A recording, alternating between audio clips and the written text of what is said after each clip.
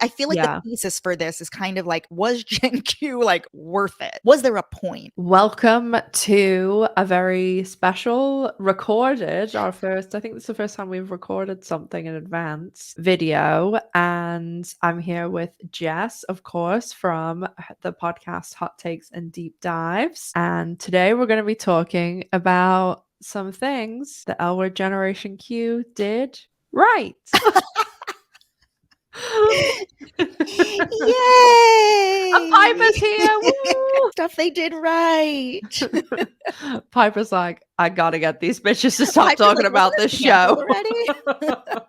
It hasn't hit like the Chihuahua like newswire yet. But she's She's like, get checking me out Twitter of often. here. We basically went away and didn't tell each other the top 5 so that we could have, fresh conversation and everything. So we can pick anything from across all 3 seasons. And yeah, there's not really any other rules than that. I'm So ready to go. I know at first Ash was like, should we do 5 good scenes or and bad? And I was like, the bad is endless. Like let's keep it positive. There's been a lot of negativity, and there actually are scenes that I rewatch frequently because I genuinely like them. So let's give a little love to the stuff yeah. that they did well. The bad would be endless. The bad is endless. Well, of course, I must say, ladies first, off you go. Oh my gosh. Okay. I thought you were going to go first. All right. I want to give a disclaimer here. I did not put in any sex scenes because I Yeah. mean, I don't know if you did. We didn't even talk No. about that. But the point here is I want to like highlight scenes that I felt were well written, well acted, ones that demonstrated chemistry, all of that good stuff. My first favorite scene is from season 1, episode 4, LA Times. Now, this is the episode that did have the thruple scene, which obviously was probably the best sex scene of Gen Q. But my favorite scene in this episode that has dialogue is when Bette goes over to Shane's house and they get high together for Shane's 40th birthday. Yes, that was a good scene. Was this on your list? No, that was very close. I did think about putting it on there, but I didn't. But yeah, it is a really good one. I like that. Are beautiful. Yeah, they're from Tina. Of course they are. She always had really great taste.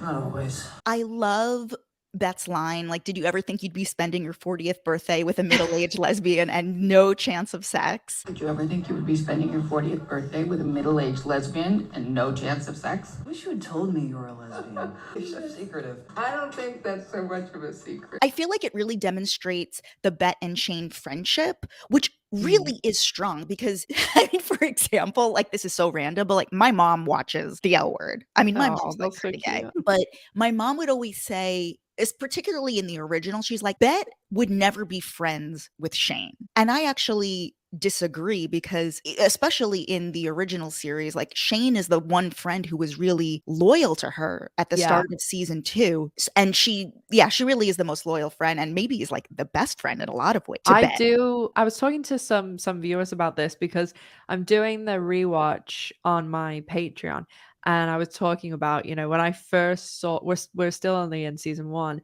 So like I was saying how there's things that I look at now and I'm like, oh, I totally thought another way because I was 16 when I first saw the show. I definitely would have thought that maybe the first season with Bette and Shane, but now I totally agree with you. And when you're 16, like most of your friends are people that you are in school with or the same activities and stuff. But I look at like I've had the same 5 best friends for like 20, 25 years. And there's some of them in that group that you would look at and be like, how the fuck are you friends with this? But like, not in a bad way or anything, but just because we're so different. And now as well, like I have a joke with a couple of like my younger viewers that we always say, because there's quite I'd say like an age difference, that we always say like, oh, it's like Shane and Bette, because it's just not someone that you would think like, oh, you have a lot in common with, but it is this like lesbian, like not your friends just because you're lesbians, but a little bit, Yeah, no, absolutely. I mean, especially if you're gay, you have like a shared language. Yeah, And also a totally. lot of shared references. Yeah. So really quick, just one other thing that I love about this scene. I love the line. I love how also it demonstrates Shane's intuition. That she's like, "You're still sleeping with Felicity," and I love Yeah. Bette's line. She's like, how she tried to end it, but she didn't. She couldn't figure out if she didn't want to hurt her feelings, like Felicity's feelings, or Bette's own feelings. It's Yeah. hard to like talking about the dialogue because she's referencing herself, but I just thought that scene was so well acted. And, like, it allowed Bette to be silly and really vulnerable, Yeah. and Shane with, like, signing the divorce paper. Like, it's so funny, and she's like, "I got divorced on my birth." That whole scene is a highlight. Yeah.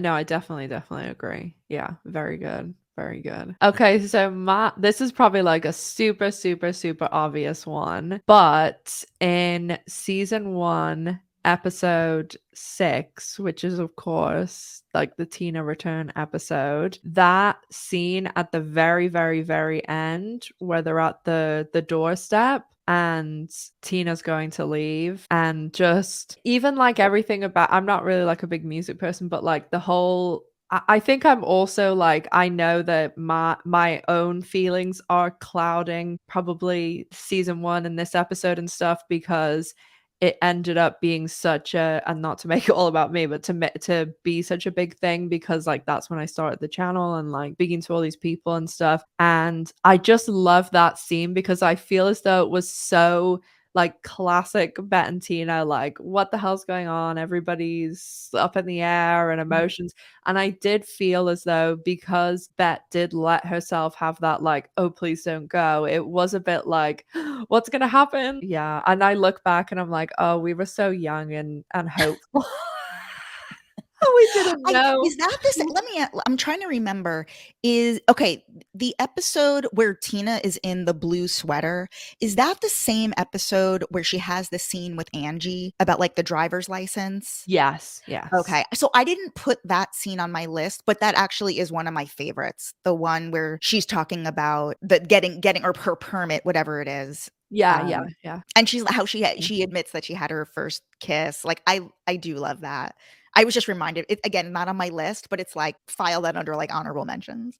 Yeah. Yeah. Oh, that's a cute one too. Yeah. I'm next gonna jump to the season 2 premiere, the Bette, Gigi, Tina, Carrie scene. This is on my list too. This is one of the most well-written scenes holistically in the series, in Gen Q. Yeah, that's what I said too. How it bounces from each of them and how the camera moves is so well done. It's kind of like, how did the person who wrote this write all that Micah shit?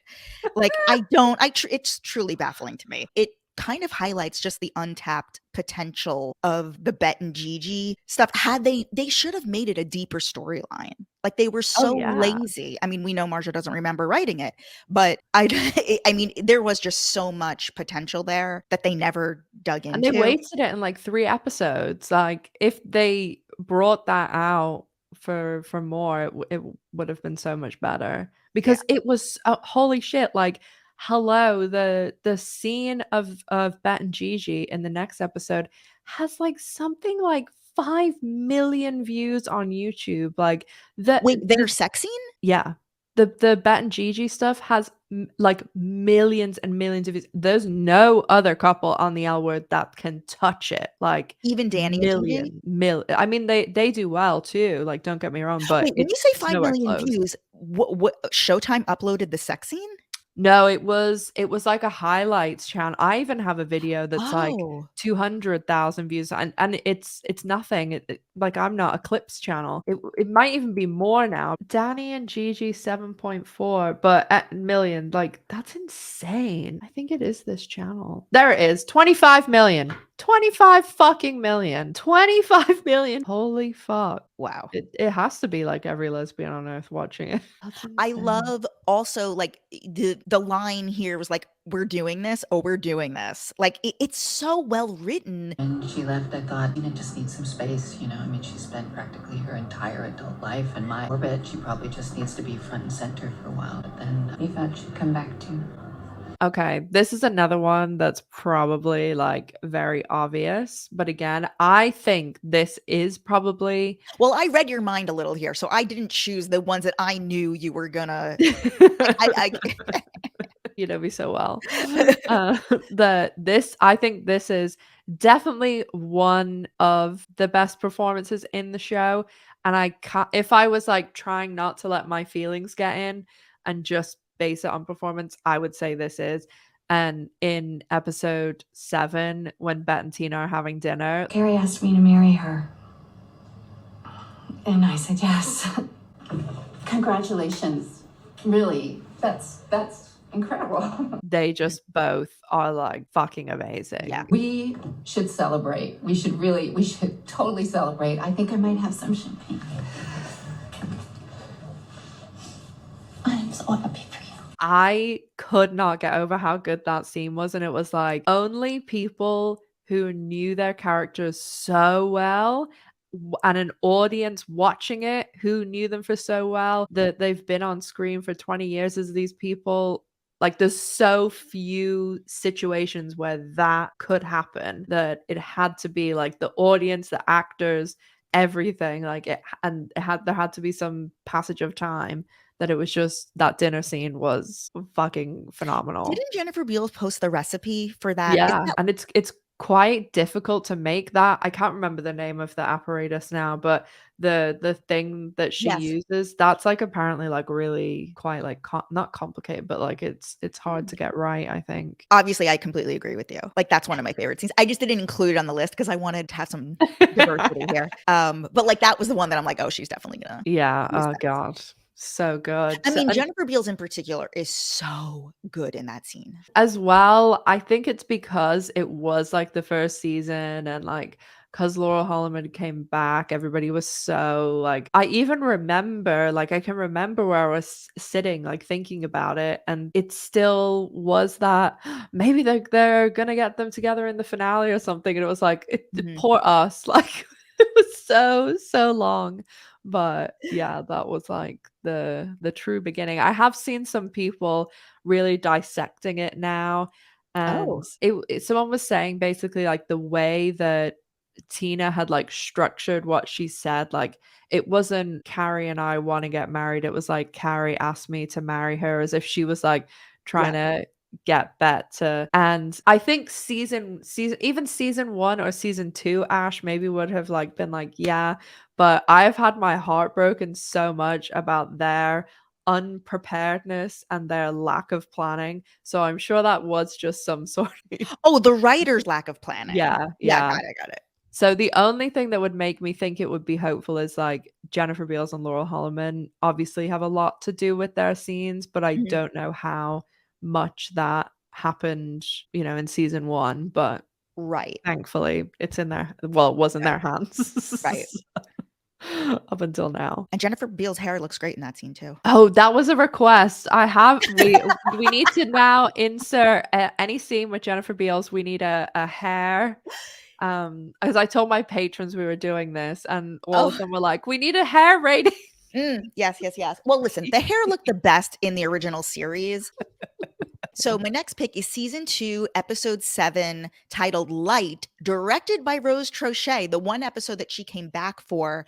So this is the entire sequence in the rain. So this includes like Gigi and Danny's first kiss. Oh yeah, that's what I picked. This is like the whole sequence. I just thought it was so well done. Even Shane and Tess get a moment in there, and because it is well done in the rain, and it was just so great. And it also goes into the Bette. I believe it goes into the Bette and Pippa, their sex scene. And I'm just mentioning that because I love the music choice there. So the music during the rain is Teach by Xena. And then they use another music cue called Slow Down by Gray for the Bette and Pippa. And I think that's probably the best episode of season 2. Yeah, that was a good one. There was and as well, like it built up a lot. And I remember that episode, that was like the peak of everything last season, like online and like views and ratings and everything, that was like kind of the peak because everything had been built. And the karaoke episode the week before, yeah, we never reached the peak in season 3. So I had that one next, but I'm gonna sub out then one of my substitutions then, since that one was the same. This is like a little bit back, I guess. Then it's in the premiere. It's not a very long The scene or premiere of anything. season what? Of season 1. Oh, the first episode. Yeah, this was in Okay. like my mentions because my last 2 are the same. The scene with Alice, Shane, and Bette, when like Alice and Shane go to meet Bette and they're like having brunch in that restaurant, and Is this they're their just first scene together? yeah, In the yeah. new- oh yeah. And they're just like having that chat, and then whenever Bette's on the phone and Alice and Shane are like, Tina. Excuse me. She's an attractive woman, Alice. Yeah, I'm at breakfast. It's not really a good time. Can I call you back? Tina. I just like, it was so great seeing, thinking back as well, like seeing them together again, and like they still have their little, you know, funny little ways. And it's one of the ones that when I think about season 1, like it comes to the front of my mind. So I'm going to piggyback off that. So this is actually my favorite like OG scene. So this was season 3, episode 2, Los Angeles Traffic. This is like Bette's goodbye. And it reminded me very much of The Wizard of Oz. Like, I love you. You've created a wonderful full life for yourself, and I'm so fucking proud of you. I love you too. saying Aw. goodbye to like the scarecrow and like the cowardly lion. You, incredibly fucking special, like unicorn rainbow special. And apart from Tina, you are my absolute favorite ex-girlfriend. You're gonna make me cry. It did remind me of that. I just thought it's really the performances of, it's really like Bette, Alice, Shane, and Angie. I thought that Leisha Haley and Jordan Hull as Angie were so funny in these Yeah. moments, and Jennifer Beals was great in this as well. Shane did nothing, but it was so great. This is my favorite like OG group scene. Yeah, I had that one. That was I love to like whenever Bette's saying to Alice, "You're my favorite ex-girlfriend," and Angie's face for like a split second. It's like the fuck. It's so funny. Wait, you know what I saw yesterday? So I didn't include this in my list, although I love Bette running through the traffic, but this to me, I don't know, I like this more. The speech that she gives to Tina when they're talking through the car window. I think I saw this on Twitter yesterday. The dialogue is very similar. It mirrors some of the writing in the Seven Husbands of Evelyn Hugo. Hugo. I love you. I love you. I will always love you. I love you, and I'm in this forever. Forever. Yeah, I think so too. I didn't notice It's that. very until I saw it on obvious. Twitter too. I was like, oh my God, this is literally like clearly inspired by. Yeah. Yeah. It might have been just on the cusp. I think she would have just sold the rights right around. Maybe she was like, "Oh, I'll use this and I'll sell the right." My next one was Bette running through the traffic, but I do think if I try and take my feelings out of it, I don't get that it. What are your feelings? What feelings? What like does that my own mean? personal feelings, and I'm not Oh. like my own personal attachments, Mm. that I do think I guess because I was expecting that I think I enjoyed and have rewatched maybe more the scene at, I was going to say the planet, at Dana's with the 4 of them, and just because like I just still cannot believe We're in that. the green and the white. Yeah, The green and yeah. the cream. Mhm. I loved the whole Alice and Shane, like whenever they were like, "Oh God," like it's Mhm. deja vu all over again. So we're gonna keep on talking, and Right. we have a lot to figure out. Yeah, we do. We have a lot of things to figure out. It's like no time has passed. Skipping a beat. That was it. That little scene was so much of what we'd been asking for, and just it is really sad that like out of an entire season, that was what we got. I know there's like the tiny slither of a scene in the wedding, but it was literally just like 2 minutes, not even. Yeah, Probably. but that scene was written all wrong. Like the fans like Yeah. rewrote it to make it much stronger. Yeah. You know what I'm talking about. Yeah. They should have mentioned other things, not Oh, yeah. No, there was one other one that this is just like a random aside, and I always think of this scene, I don't know why. In the first season, in episode 7, I think, it's where Nat, Alice, and Gigi are in the car. I love that scene. I think That that's is when I so fell in love with funny. Gigi. I mean, I always liked her since the premiere. I have always been a Gigi woman, but I love that scene of them in the car. Me too. Last night, when we all held hands, what did that mean? It meant that we could hold hands in the dark. Okay, no, I'm not interested in going back in the closet. Okay, do you remember on Pants a few weeks ago when they were like really on a tear, like bitching about stuff? Do you know what I'm talking about? Yes. I think that's the scene when they were like, oh, like, are we gonna like film it in the streets? Like, no, you're gonna be in a parking lot. Like, I think they filmed that in a parking lot, Yeah. in like a parking structure. Season 2, episode 5. The title is Lobsters 2. This is I think maybe my second favorite episode of season 2. It's when like Gigi is helping Danny like unpack the kitchen, Oh, yeah. and Gigi like bitch clicks Bette. Like she's like texting her or calling her, and she like ignores it or hangs up. I don't remember if Bette was calling or whatever. Oh, yeah, she texts her saying she's busy or something.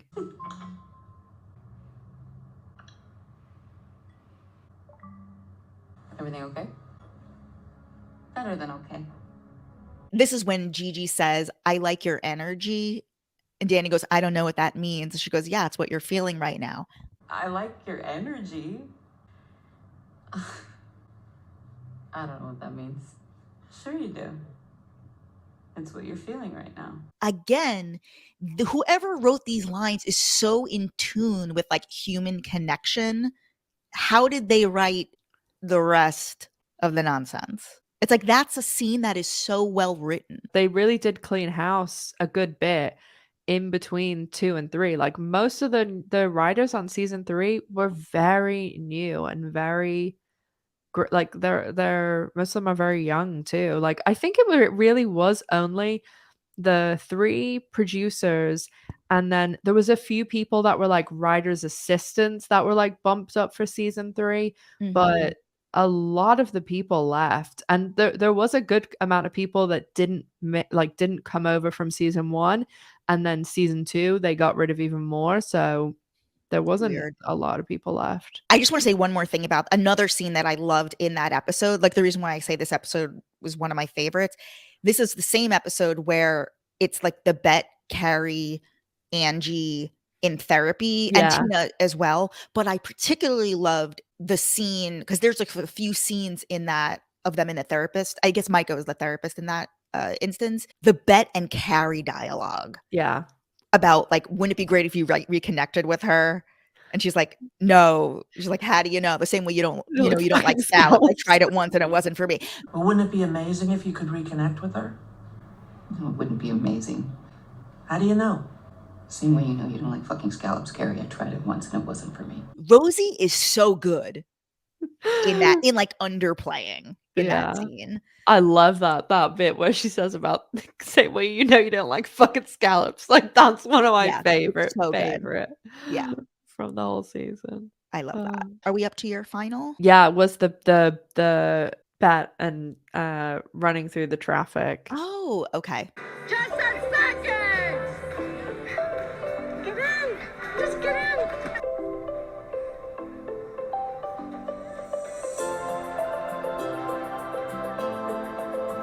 Do you have any honorable mentions you want to bring up? The one that I was like, I did go back and forth a lot between Bette running through the traffic and actually the end of episode 1, because I was like, maybe I liked episode 1 better because How did that one end? I'm trying to remember. with Bette and Tina like kissing and Angie walking in. Oh, that was great.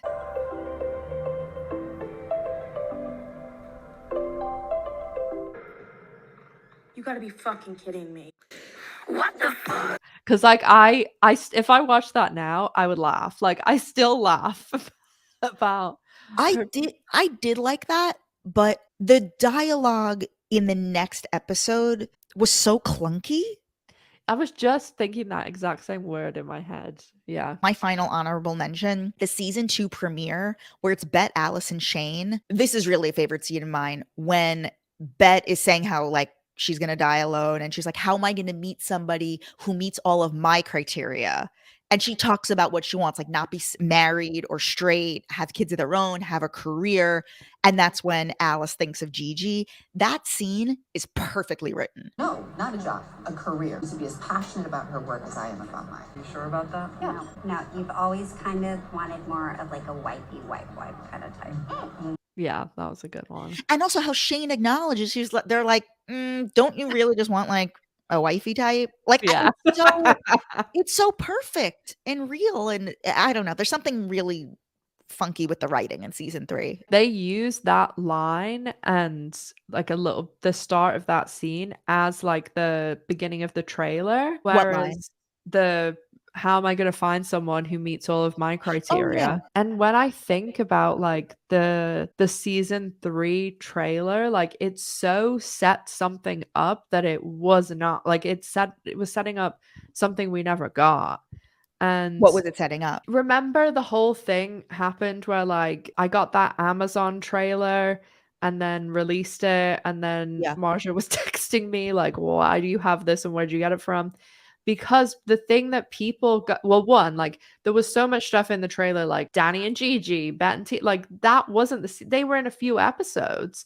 And they had Joey Lauren Adams even in the trailer, and like all these making it seem like this was all going on. People, I remember like getting messages and messages of people saying, "Oh, I can't believe this is the trailer they haven't released because this is cool. This is like the original, the chart." Well, it was and all showing that the stuff." chart. Yeah. And literally, people have said to me at Showtime was that didn't make it through. That was made. And then they gave that a no because of that, because they said, we do not, well, people having creative input said, we do not want to put out this trailer because it is too reminiscent of the original. And that So is wow. the fucking problem. That Wow. in essence is the problem. The audience is saying, we love this. It's like the original. And they're saying, Yeah. Any final thoughts? obviously there's some great decisions and some terrible decisions like everything. Well, actually, this was when I kind of like said like, oh, we should do a video like this. These are the scenes that make me feel okay. Gen Q was worth it. I was like, I feel like the thesis for this is kind of like, was Gen Q like worth it? Was there a point? I guess so. Like we got these scenes. That's just what you want to hear. I guess so. They must be so proud. We got these scenes, but all the I mean, there are definitely scenes like at the Alice set. I just left them out, with Sophie and Finley. That like I like some of that in season 1, but I didn't need it to go on with my life. It was fun, but that's the thing. Like, okay, you get given the magical lesbian power of stone or whatever it is, and they say, okay, you can live in a world where you can either erase Gen Q or it can happen exactly as is. Like you can't change anything. Oh, that's interesting. So if we erase it, we kind of just preserve the integrity of the original. We preserve. I mean, I like that it gave us something to talk about these past few years. Yeah, I like that. It gave us it's like it kind of destroyed any goodwill that it had. Like Gigi was great, they destroyed her. So like it's hard to, and then I honestly, like I did not like the wedding. I didn't like, that's never stuff I would rewatch again. Like I didn't really like the vows, didn't even do it for me. And I love Bette and Tina. I love Bette and Tina, but I didn't feel anything. The last episode, nothing. Like honestly, no, nothing. I felt more from them in seasons 1 and 2. To be honest, I don't know why. I think it's the way it was written. We know that it's not like the actors or so. It's the way it's written. It just didn't have any. It lacked a charm. It lacked a charisma and a charm that was there in other seasons, and certainly the original. I mean, the original. Like I love them. And I do find, I guess, I was kind of saying this in one of my Patreon videos, because like obviously everything with season 3, like it becomes so, and I put out so many videos that like I have not rewatched the original show in probably like the last 8 months. And now that I am going back and rewatching it, sometimes I forget, not forget, but like I'm not being reminded how good the original is. And then it's like sometimes I feel not like Gen Q brain rot or something, but I. Oh my God. I don't know. We're going to start spinning wheels again. This is a bad road to go down. I think they need to cut the OGs loose and then create a new show, or like, I don't know. It gives me a headache to think about. Tune in next I'm very week for- curious to see what. Tune in next week for what to do. Yeah. We will see. All right, how should we wrap this up? What's our sign off? I don't even know where this is going to end. What We hope you enjoyed this chaotic video. Thank you for listening to this episode of Pans. We should never have asked ourselves, was Gen Q worth it? Because then that went into a spiral. Yeah. No, but you know what? Leave comments below. Like, was it worth it? Yeah. I guess it was, because it like created this community, I guess. I'm gonna put a poll on my community page. I'll link it in the comments. Okay. And we'll do like, was it worth it? Was it not? Maybe if they did like a mini series and it was just like, okay, we're just gonna do these 10 episodes or something. Jess will be back soon, I'm sure. Oh my God. What about the big star? Is she gonna say goodbye? Oh, Piper left a little while ago. She's now on the couch. She's like, at some point, I was like, I wonder if people can hear this. She like plopped down on the ground and like walked over. So she was like, she's unavailable right now for She's comment. like, I'm not coming back for all the money in the world. Okay, we will leave the poll on the community page. Don't forget, go check out Jess's podcast, Hot Takes and Deep Dives. I'll put her Twitter and Instagram and everything below too. Go follow. Yeah, follow me on Instagram. So come say hi. Yeah, go and ask her the big questions. We'll see you at the next live. Bye.